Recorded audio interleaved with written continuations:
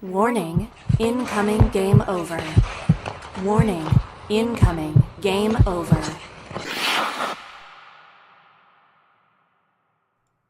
The Calgary Flames fall 3-1, and wait, never mind. You can't hear that. It's just on my end.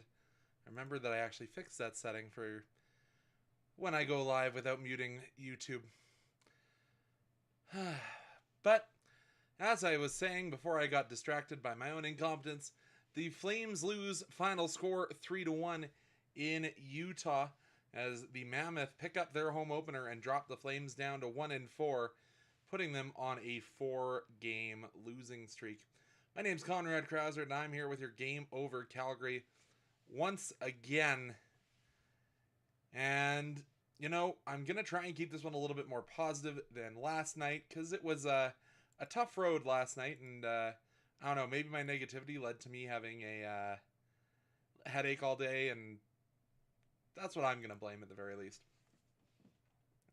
But once again, the Flames only play 20 minutes of hockey, fall to a team they shouldn't, and compared to a team that they should have lost to, arguably, in the Vegas Golden Knights last night.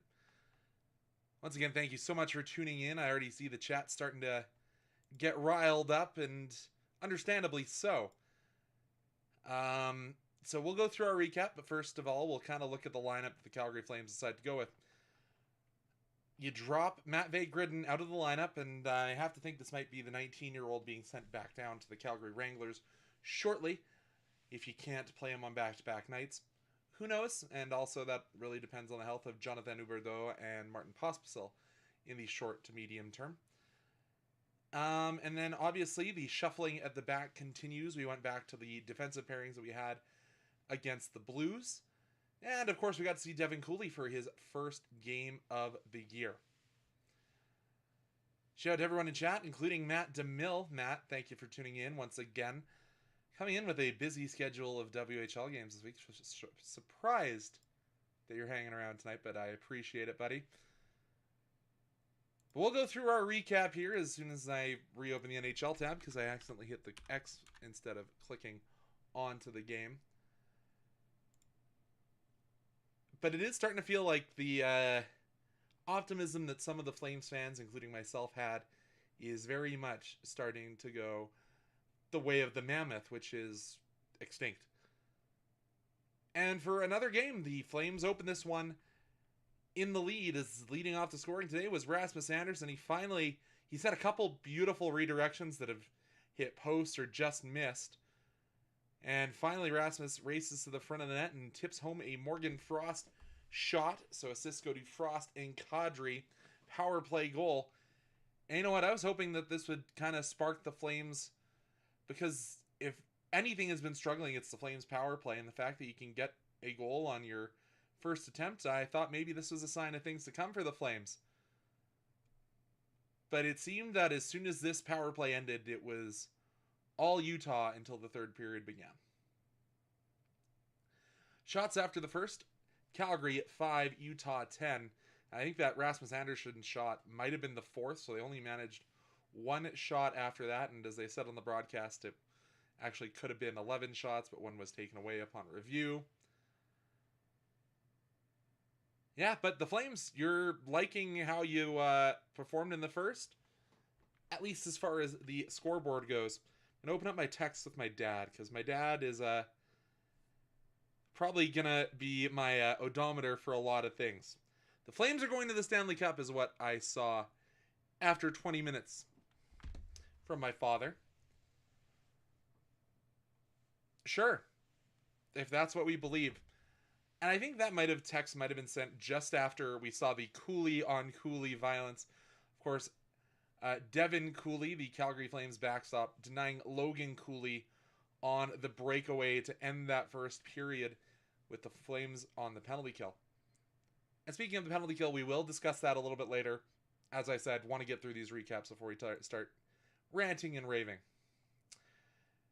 Then the Flames, I'm going to call themselves shooting this in the foot. Cooley tries to clear the puck, can't get it over the blue line, jumps over a couple of sticks, so probably gets a little unlucky. Marino passes off to Schmaltz, passes to Hayton, ends up in the back of the net. I really would have loved to see that puck exit the zone as it, as I said, just bounced over a few too many sticks for the Flames, including Sam Honzek, who had a bit of a rough one again tonight. But, you know, bounces happen. Hockey is the sport most affected by luck out of any of the big four in North America. And also, I would have loved to see Mackenzie Weegar knock that one out of the air as it tried to get down between Schmaltz and Hayton. But again, he's kind of having to play in between two attacking Mammoth players and just kind of caught puck watching in between both of them. Next goal was another good opportunity, but then Flames just turn it over at the blue line. Braden Bahal, after he gets sat last night, puts it right onto the stick of J.J. Peterka, and J.J. Peterka outraces every single player in red and white. Scores over the shoulder of Devin Cooley. Flames trail 2-1. And if you thought the shots were bad in the first, they're even worse in the second. Flames only managing 3 shots through 20 minutes, or through 40 minutes, or in that second 20 minutes of the 40 minutes, if I'm allowed to speak English. Utah got 18. Whenever you have a period where your opponent's nearly a shot a minute, is not going to go your way. Of course, you might be answering Conrad, well, that's because the Flames spent a lot of that period in the penalty box, including a period where they had a couple of D-men in the box. Yeah, that is truly the case. The Flames were just not disciplined enough in today's affair, and they trailed after 40. Text message I got from my dad following that 40 minutes. We have Utah right where we want them. We have lulled them into believing they can win. We all know how that went, and maybe the Flames actually did believe that, because the third period was probably the best the Flames played out of any of the 60, but just could not find the goal. Kevin Stenlund puts the icing on the cake with just under 30 seconds left to go. Bounces one off the boards in his own zone, and I understand that Mackenzie Weegar is tired, but when you're playing to try and snap a 3-game losing streak, I want to see a few extra strides in there. Regardless if that hits the net or if it's an icing call, you want to give your team as much offensive zone time as you can. I don't have, obviously, the metrics on how long he was on the ice, if his lungs and legs were burning that much more. But God, it's so frustrating to see him half a stride away from preventing what if the icing on the cake. But it's just frustrating more than anything, because the Flames in the third period certainly proved that they could have been in this game. That was the only period in which the Flames actually won the shot advantage. They had 12 compared to Utah's 4. Ended up with a 20-32 shot total differential. And for once, the Calgary Flames actually won the face-off battle, 56.6 to 43.4.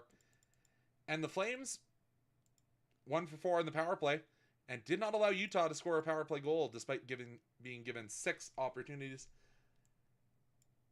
Flames lost the hits battle 21-25, which is strange. You think when you don't have the puck, at least you're going to hit somebody. But led the game in giveaways, but also led in takeaways. So it is what it is. That's the recap of today's Flames game. David has a little bit of a different breakdown in chat. I'll read some of that when we go into overtime.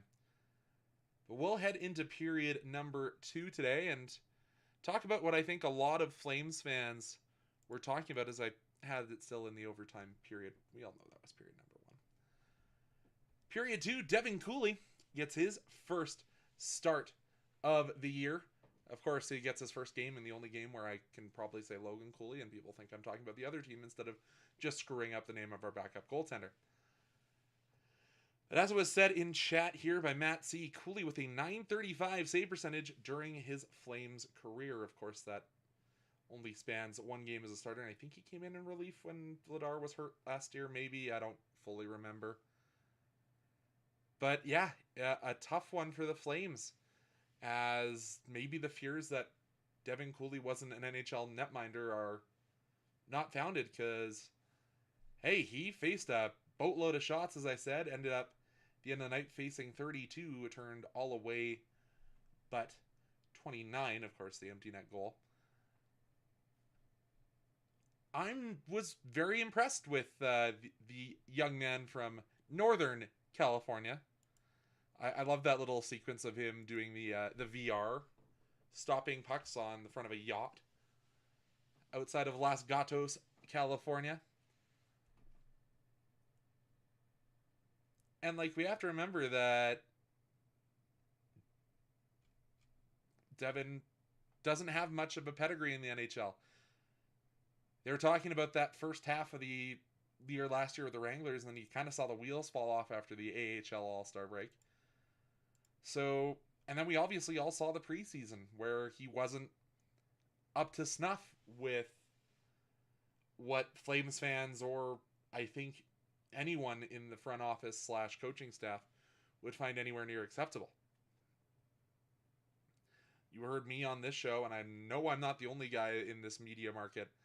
I was talking about how the Flames needed to try and find a backup and do it quickly, whether that be through waivers or trying to make a trade for a journeyman backup. But Devin Cooley answered the bell in a game that could very likely be looked at this point as playing for his career. Because not a lot of guys get a second chance if their first opportunity with the abysmal San Jose Sharks in 22-23 was a sub-900 goaltender, and then not being able to win an empty position to be a backup in Calgary. And he played very, very well today. Should he probably have played in Vancouver? Yes. I'm pretty comfortable in saying that here on Game Over Flames, that maybe the lack of faith is disturbing. Bastardized that quote. Well done, Conrad. But it just kind of shows that backups need to play, especially when you have the most condensed and most difficult start of any team in the Western Conference. I was looking at this during the game about strength of schedule, and they're saying that the Flames are actually only third most difficult, even though the fact we have had back-to-backs, and not just back-to-backs, back-to-backs with air travel. And you heard on the Sportsnet broadcast that the Flames had difficulties getting out of Calgary with their airline. I don't know if that was weather in Calgary and area, or whether that was weather down south of the border, but didn't end up getting into Salt Lake until 3:30 a.m. Because it's one thing if you're playing a back-to-back where it's Calgary and Edmonton, where it's a 3-hour bus drive, you maybe start your morning skate a little bit late. But no, these have been back-to-backs with plane travel. And yeah, it's only I think it's an hour 45 from Edmonton to Vancouver. I'm double checking that.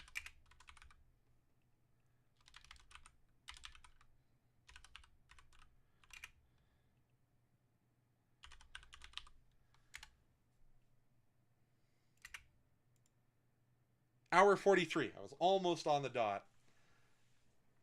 But still, like, these are back-to-backs with hours of plane travel. We all know how athletes are creatures of habit.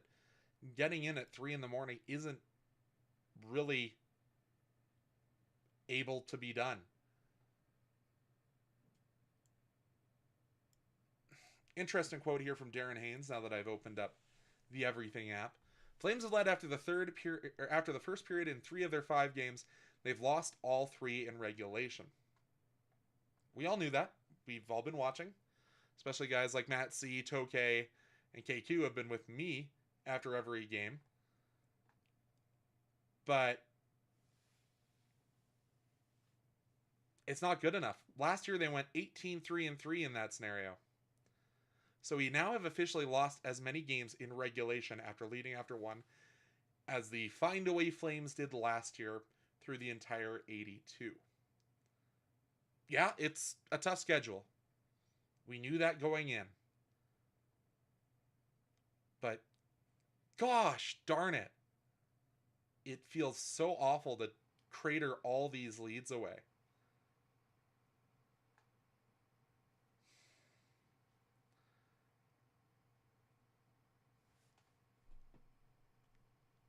And Devin Cooley can't be the one who's in the hot seat after this game. Because through 5 games, the Calgary Flames have only scored 10 goals. It is really, really hard to win in the National Hockey League when you're averaging 2 goals a game.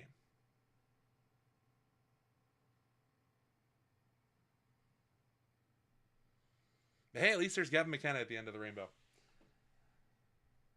I'll go into third period, obviously. I'm not going to keep this one too long after another losing effort and games and back-to-back days. I apologize that it's not going to be a super long one. My brain currently feels like I've been having a jackhammer pounding at it for the past 12 hours. We'll get through it. Let's go into period number 3. I want to talk about the play of a young man who is only 19 and wears number 19 on his back. The first away regular season game for Zane Parekh. We're also going to talk about the penalty kill in this period as well. But yeah, Zane Parekh, I thought he looked like an NHL defenseman more than 2 other guys on this roster tonight.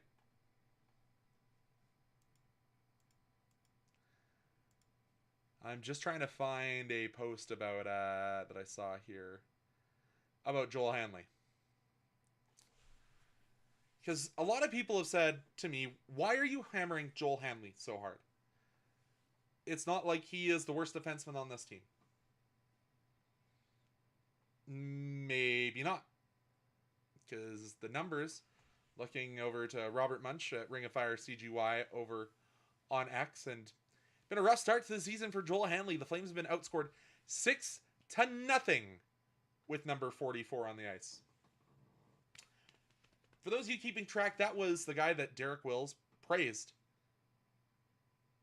in the preseason for being a plus 11 in terms of plus minus, the terrible stat that plus minus is. And yes, while I know he's playing on the other side of the line that Zane Parekh is, I would rather see Zane Parekh struggle and learn 10 times out of 10 rather than watching whatever Joel Hanley has been doing to start this year. I would take them saying, hey, you know what? We still have to throw everything in a blender. Hey, Mackenzie, you're over on the left. We're putting you with the young man, Zane Parekh. Sink or swim time. We've already said that we can do it for Daniil Miramanov.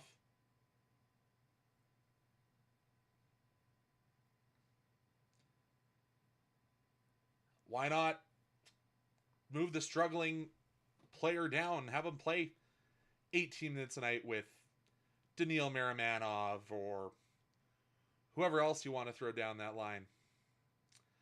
Hello, Anand. Welcome from Mexico. Hope your trip has been going well. Saw the photos you've posted. Looks like it's been a heck of a fun time. A lot funner than watching these Calgary Flames over the last 2 days. But I understand why Joel Hanley is in the lineup, because you need someone to play that power play unit. Or penalty kill unit, rather.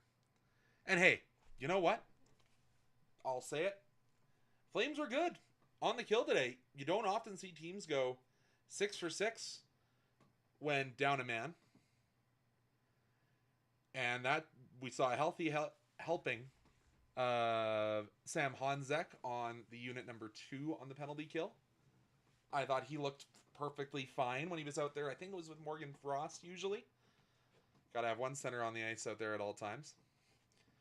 And of course, number 11 and number 20, Backlund and Coleman, they're going to be a stout penalty killing pairing, as they should be when your 4th line players are out on the penalty kill. Oh boy. But yeah, I'll give them those flowers. But God, can it be worse if it's Zane Parekh back there? Have someone who actually has pace and can think the game at an NHL level? Would we have gone 6 for 6 with him on the ice? Probably not. But I would have liked to see some urgency out there, because you even saw when you had both Uyghur and was it Paul that was in the box?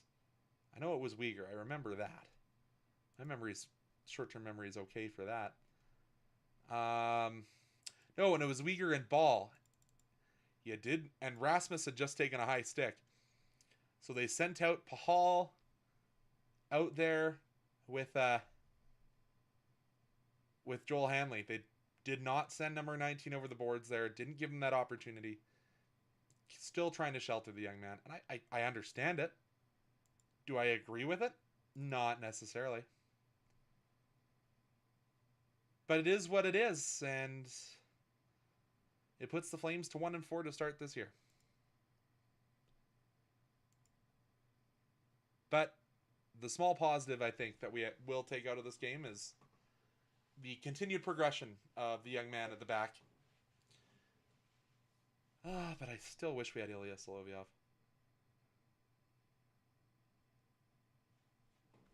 And yeah, this is we'll move into overtime for this one.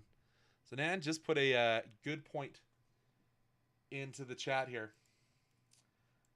Talking about a team the Flames have lost to this season, the St. Louis Blues, and the same goaltender that the Flames looked like, or that the Flames made to look like he was gonna win a gosh darn Vezina, Joe Hofer, allows 7.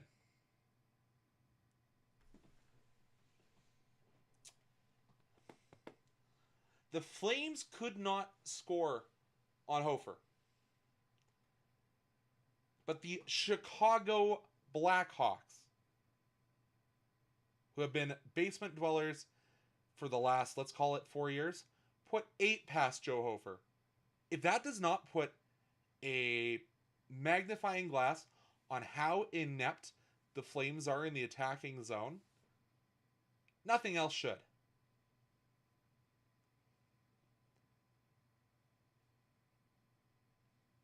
But yeah, maybe it is just a case of the world is upside down in the NHL. As we did see that Buffalo scored 6, Chicago scored 6. So maybe just it's opposite day where the worst team wins. Detroit beat Florida. Of course, as we all know, Florida seems to have guys dropping like flies, but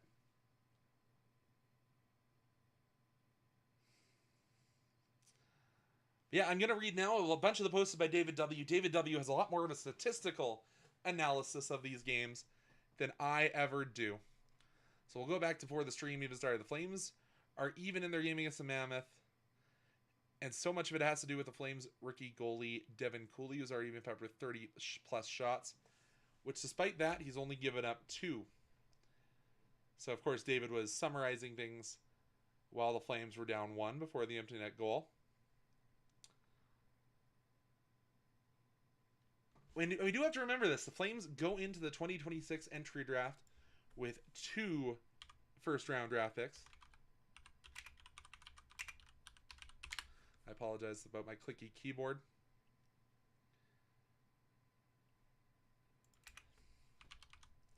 I'm one of those guys who needs to hear the click to think that things are going to happen.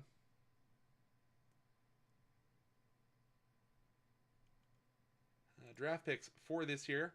So we have one that's likely going to be in the first couple of picks, as it is the Vegas Golden Knights first rounder that we have, and who knows, that could be the 32nd pick of the first round. We could have 1 in 32. Of course, the Flames have then 1 in the second round and 2 once again in the third round, that third being from the Nikita Zadorov trade. But you know what? It's game 5. I'm not going to spend too much time looking at that. I just wanted to remember where we got the other one from, because that was from the Noah Hannafin trade with the double retention. Update, currently pick number 2 after today's affair. Good, good. Increase those lottery ball odds.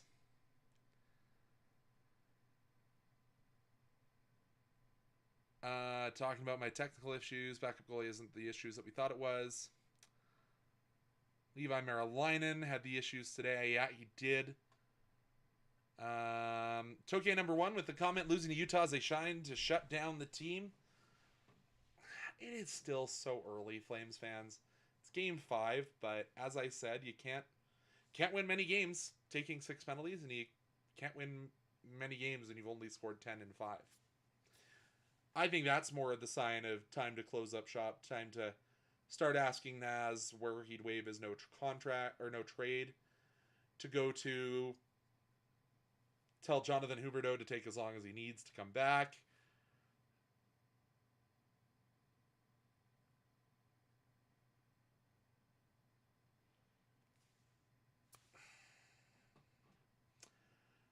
Anyways. Outshot and out-muscled by Utah. Read the room, Conroy, please. That from Matt C. Yeah, it's not great. And it's weird that we've been out-muscled by teams to fight this back, that we seem to be inserting Klapka into the lineup every night. 6'8" for what? Flames master plan. 1, get McKenna. 2, Hope Bedard wants to play with his family Quinn Hughes style.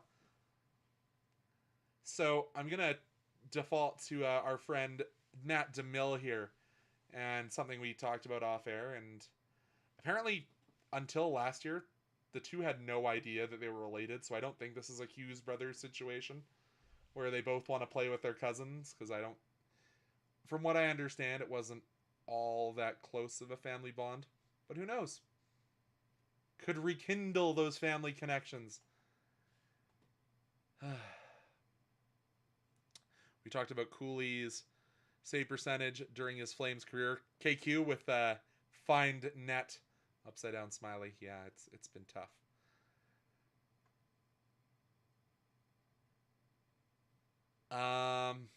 Talk about the loss, or how the Flames need Huberdeau, which is really strange. I actually have liked the idea of whoever they've been throwing up with Nazem Kadri, but holy moly, it's been bad.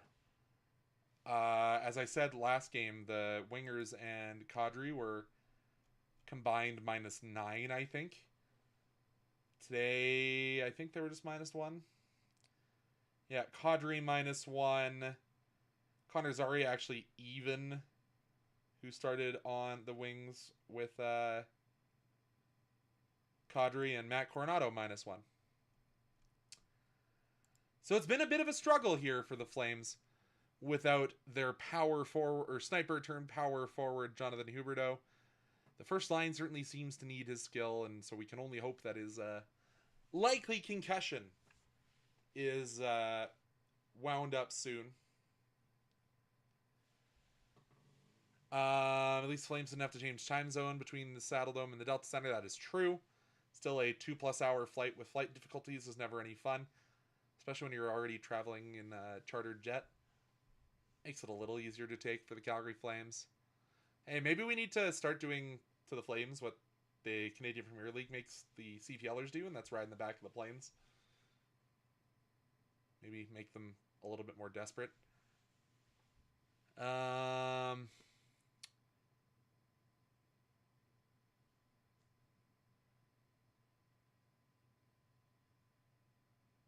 Just a few more things. Flames special teams looked all right. Talking about how the Panthers' injury woes are starting to rear their head. Fatality Blackhawk, what's up? Welcome. At least you had a team today put up a touchdown and a 2-point convert against St. Louis Blues, making the Flames look really bad with how few we could put past Joe Hofer. But yeah, last call for questions, comments, concerns, smack talk. And I actually have one question for you Flames fans who are watching today. When does this, if you're looking ahead at the schedule, when does this losing streak end? Because in the next few games, we head our way down to Vegas for Saturday. We head into Winnipeg on Monday. The Canadiens come to town on Wednesday. Maybe that's the game that we have circled maybe as a win. But then we travel to Winnipeg for Friday. And then the game that, based on all things considered, needs to be a win for the Flames doesn't come all the way till Sunday the 26th of October, when the Rangers come to town for a earlier evening matinee. Question from Anand, not about hockey. Have I ever been to Mexico? Yes, yo hablo un poquito de español. And I've been down there for a few weddings. It's actually where I learned to scuba dive. If you didn't know, I'm an advanced open water scuba diver. Got my first certification down there in Mexico. Beautiful, beautiful country. Beautiful, beautiful people. Now we got miserable Sabres fan. I feel this for sure. Well, you guys also got a win today. I don't know if this is somebody logging in on different accounts. But, yeah, it's been a rough one. And you know what? Miserable Sabres fan. You get to celebrate today, and who knows, in the near future, I may be having the same misery that the Sabres have felt for the last better part of the decade.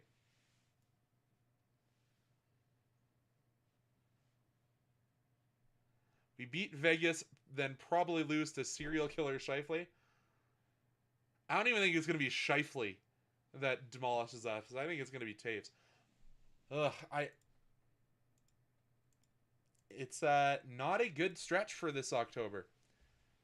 And maybe we're beating a bit of a dead horse, because we all knew that this October was going to be the most difficult portion of this Flames schedule. But I didn't think it would be this hard. I didn't think it would be Flames not looking competitive in a vast majority. It's only one win and then they lose again to say, who knows? Momentum is a thing in this sport, in this league. So maybe it's a sign of better things to come for the Sabres. But I think that's where we've hit the end of the Calgary Flames related question. We'll see if when we go to Vegas, I look like our concerned Curtis Glencross here about the next few games. For myself, Conrad Krausert, thank you so much. For those of you who haven't yet, go on over to the Game Over Network website. Go check out the why and how Game Over started and our path forward. For us here in Game Over Calgary, our next home game is, as I said, when the Vegas Golden Knights host the Flames. Can't remember. Anand, are you back for that one on Saturday? I believe you said you were. We'll be back on Saturday, fingers crossed. No, you said you're probably going to be a little jet lagged, so that one will be me alone more than likely. Probably have Anand back for that Monday, October 20th. And Anand, I hope you're back on Saturday. I'll probably still host that one. A little bit of behind-the-scenes work for everyone. But hopefully all your flights are all right. I know it's a little bit of a difficulty right now. But we will see you again on Saturday when the Flames visit the Golden Knights before returning home to host the Jets and Canadiens next week. Thanks, guys. We'll see you again this weekend.